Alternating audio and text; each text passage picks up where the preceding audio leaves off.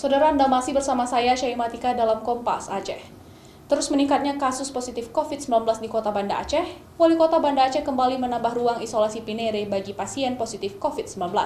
Selain Rumah Sakit Meraksa, kini Banda Aceh gandeng Rumah Sakit Mutia tangani COVID-19.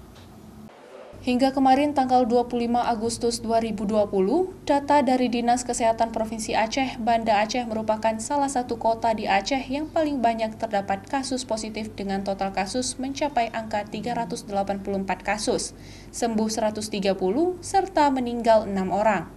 Menanggapi hal tersebut, Wali Kota Banda Aceh terus berupaya menekan angka positif di Aceh.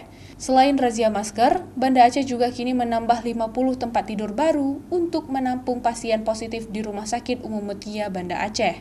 Hari ini kita mendapatkan kerjasama dengan Bapak Adwar untuk Rumah Sakit Mutia. Di sini terdiri dari 28 kamar dan ada 50 tempat tidur.